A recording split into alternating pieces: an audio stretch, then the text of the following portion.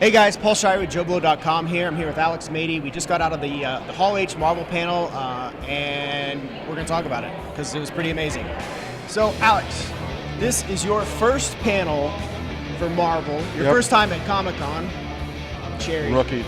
So, this is like the big show. Marvel always brings a big show. Yep. What was your initial impression from the first thing that we saw there? Well, the big first thing was the new title, the new logo reveal, which was, I was thinking maybe this was something special just for Comic-Con. Got it on the cool hats.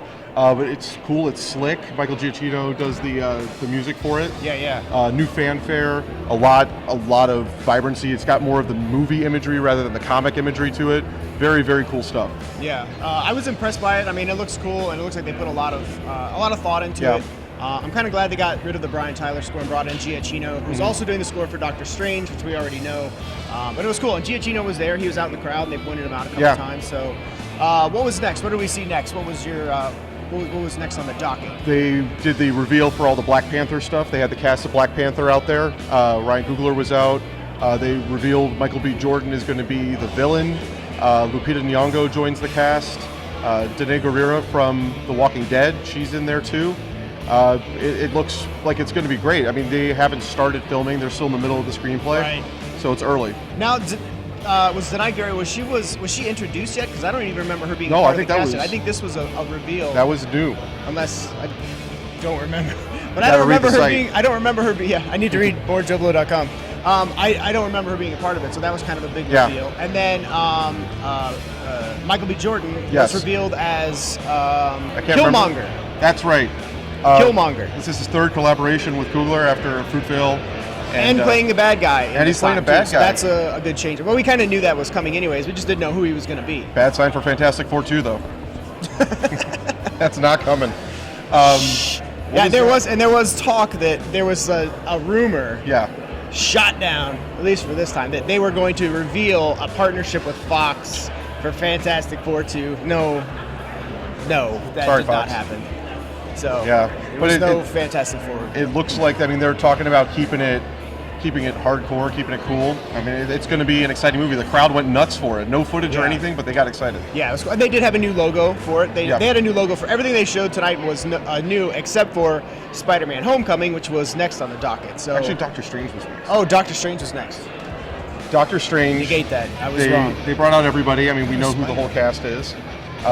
But Doctor Strange looks even better than it looked before. Yeah. I know people were worried that it was going to be like Inception ripoff kind of thing, but it looks absolutely awesome. Yeah, it was really cool. I know a lot of people they were like, well, they didn't really show much from the teaser trailer, but that's why it's called a teaser trailer, so that's why you didn't see a lot. But this one shows a lot, and to me, it felt even more Inception-y, and it really felt like just an Inception version of a Marvel version of Inception, and that's not a bad thing at all. That's like pretty cool, and it actually takes it into a whole nother level, going into like this interdimensional stuff with Doctor Strange. Is really, really cool, and I think everybody's gonna like go batshit. And then we did see an extended clip too. We saw a longer clip that led into the trailer, which again we finally got to see Doctor Strange with his cape and all his glory, just like we want to see it doing his magic, which is perfectly pulled from the comic. Whatever the shapes and shit that he does with his magic was pretty cool. But there was a clip. Yeah, and the special effects look awesome. You got a lot of vibrant light. It looks kind of like the wand magic from Harry Potter. It's got like liquid dripping lightning kind of thing. And we saw the ancient one, Tilda Swinton, who anybody who was worried about her in the role, they explain it very well that anybody can be the ancient one, but she was awesome. Funny, light, kind of like a bald Yoda. Yoda's got a little bit of hair, so she was balder than Yoda, but it was cool. It was. Oh, strange you are. It was very strange. But it was good. I was worried a little bit when I saw the first trailer that Cumberbatch's voice was a little off. He is good. He's funny. Yeah, there's a lot of comedy. There was a lot of like comedic bits in this, but that's typical for Marvel. Not so typical for DC until today when we saw Justice League. Right. But definitely a lot of little comedic bits in there. So it's not all like, it's not all magic, dark, right? Darkness shit. There's jokes. There's fun. There is funny, but it's not like overwhelming or overpowering either. So. Yes. But that leads us to Spider-Man: Homecoming, which has a very different, vibrant feel than any Spider-Man film we've seen to date. So it was slick. it's like a independent film kind of vibe to it, very John Hughes. It looked like a high school movie. You really don't see a lot of Spider-Man in the footage. There's a cool couple of shots where he's climbing, but it feels like a high school movie. And, you know, you don't see Mary Jane, you don't have any of that kind of stuff. You do see a quick, it looked more of like a concept kind of thing of the Vulture flying down, but it looks like what Sam Raimi didn't quite have in his movies and was definitely not in The Amazing Spider-Man. This feels like the first true Spider-Man movie, and it's very, very different. Very true. And and the Vulture is, to clarify, he looks very much like the Ultimate Spider-Man version of Vulture. So he's got like the mechanical parts, but he's got the wings that are shaped exactly like Vulture. So I think it's a perfect hybrid. I mean, the last thing we want to see is like an old shriveled up man, you know, flying around in a skin-tight green suit. That's just weird, man. Yeah, those guys are already walking on the floor. Yeah, they're around here. Yeah. Like to reiterate on that with the actual trailer itself or teaser, whatever you want to call it, they actually showed like a bunch of yearbook photos to start off the trailer, that was and it cool. was all yearbook photos of everyone from the Avengers, like each character. So Steve Rogers and Black Widow and everybody shows like their high school photos as they kick into the trailer. So it establishes that feel. And then, I mean, when I was done watching that portion, I thought it was like Dope meets John Hughes meets the MCU. So I think that's what you're kind of looking for or looking towards for Spider-Man Homecoming. I wasn't sold on the title until I saw this, and I get the vibe that they're going for, and it really feels just like Ant-Man did, just like Doctor Strange does, and Guardians of the Galaxy. Very different, but it still fits in with the universe. Yeah. Pretty cool. Definitely. So after Spider-Man was... What the fuck was after Spider-Man? It was Guardians. Guardians of the Galaxy. So, in typical Marvel fashion, they brought out Guardians with some insanity, some theatrics. Yeah. So, what did we see with Guardians? I was ready for a clip. I was ready to see something new, some footage, but all of a sudden a bunch of Ravagers in full gear and makeup come charging through the crowd. They ran up on stage and they did a little comedy routine. In character. And it was hilarious. You know, they kind of argued with James Gunn back and forth, and they wanted their seats on the stage. It was like a bunch of like rowdy mutant bikers stormed Hall H and took over the stage. And one of them was Taserface, one of the new villains, and he was in full makeup gear, getting up there. And they basically went up on the stage and kind of heckled everybody in Hall H. We're like, you bunch of losers, just stood out for like 24 hours waiting to come to see this shit. And it was pretty funny. And James Gunn was on stage, and they were giving him shit the whole time too. They made fun of him for for contributing to Movie 43, a wonderful gem of a film if you haven't seen it. Yes, but they came out, and the cast came out. We had everybody there, including new cast members. We got to see Kurt Russell, legend on stage, and he's out there, and they rolled the first clip. And they told us it was unfinished. It looked pretty finished to me.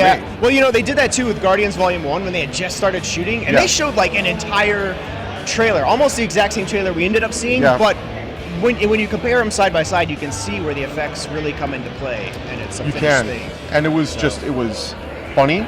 And a big focus on Yondu and Rocket and Baby Groot, which I guarantee is going to be the biggest hit. Oh my God. It's going to be the toy that sells everywhere. Just get ready to start loving Baby Groot. Just get ready for it now. He is a tiny, adorable little vegetable son of a bitch. You're going to love him.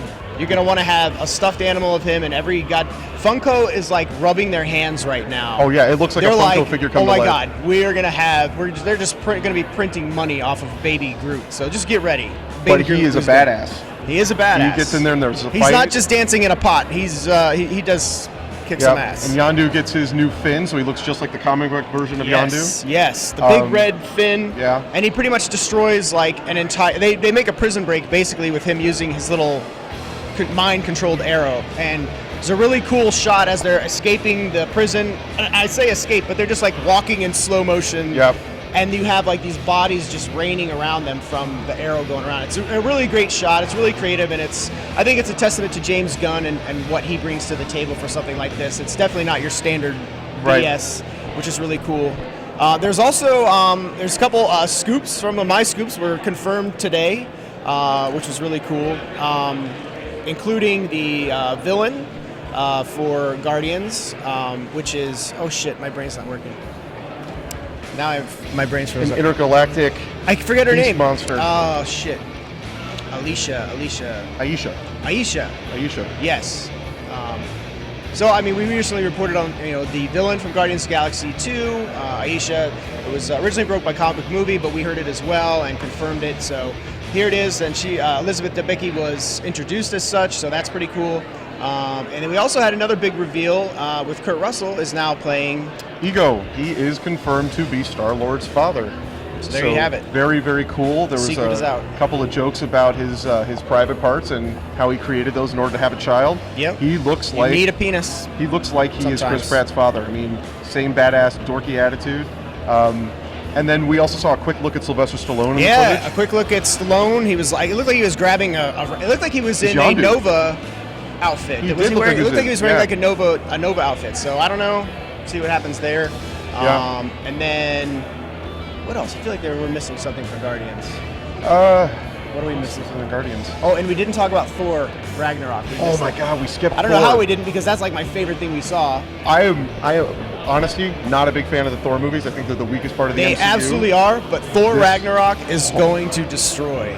And Like, they just literally. started filming like 5 days ago, so Yeah. nobody was there, but they did have a special little short film. This I is don't- perfect. Oh Yeah, my God. It was like What We Do in the Shadows, but with Thor. Like what Yes. he did, why he wasn't in Civil War. And he's like hanging out. It's like an office setting where he's just hanging out with this dorky business guy that he's Yep. like roommating. He's like a roommate with, and I can't even describe it. I don't know if they'll ever release it online. I'm sure it'll be on like a Blu-ray at some hope point. so. It was but great. it is if you love like What We Do in the Shadows, and you love that style, you will. It's just hilarious. I like couldn't watching stop Thor. laughing. Hemsworth And knocked it out. It really feels like what the fuck's his name? I can't pronounce his name. The director, Taika Waititi. Taika. There we go. I suck at names, but Taika. I'll get better. Taika. Anyways, he is awesome, and What We Do in the Shadows is awesome, and you really feel his influence on Thor Ragnarok and how it's going to work out. Yeah. It's He very nailed the action. Yeah, really, and they didn't show any like really refined footage, but they showed tons of concept art.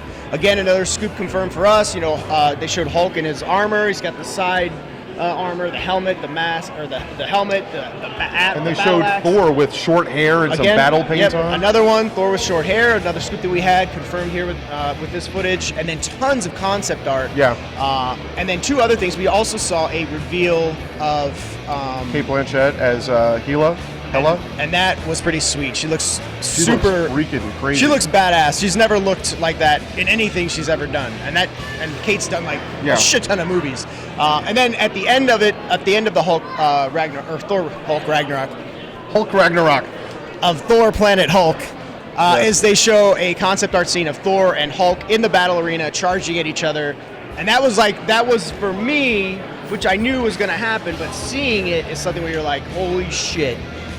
This is happening. And that massive final shot of Thor just lunging at a giant hell beast. I don't know.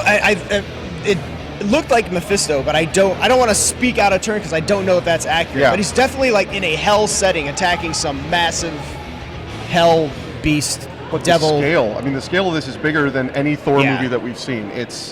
It's intense. It's very much like what they did with the Captain America model, where, and like I've said before, what I anticipate seeing more and more from the Marvel films, you're going to see less of like these origin type films. You're going to see more team ups after that. So once that origin film is done, they're not going to make a mistake of like Iron Man 2 Right. or Thor Dark World.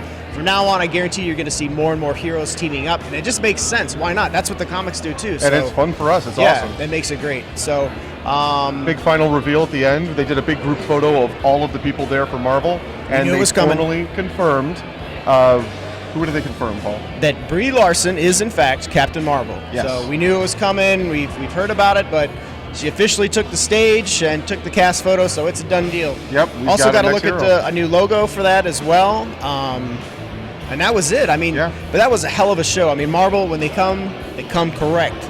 They bring it. They so. crammed it in. It was an awesome experience, and they made a couple of jokes. Chris Hardwick had some jokes in there about showing up DC. And what do you think? Did they show up DC? Oh man, that's tough. Honestly, here's the thing. I love Marvel and DC. I don't have a divide. I love everything. I'm a comic nerd that has grown up with this stuff, and like the best Captain America movie I had as a kid was the 92 or the 1990 version, which was a steaming pile of shit. And that was kind of depressing for a kid at my time. Growing up at that time, you're like, geez, this is the best I get? This is awful. So for me, just seeing these properties alive and with so much great talent being involved, whether you don't have to be a Marvel or a DC, you can be both and just love both of them. And for me, it's a tie.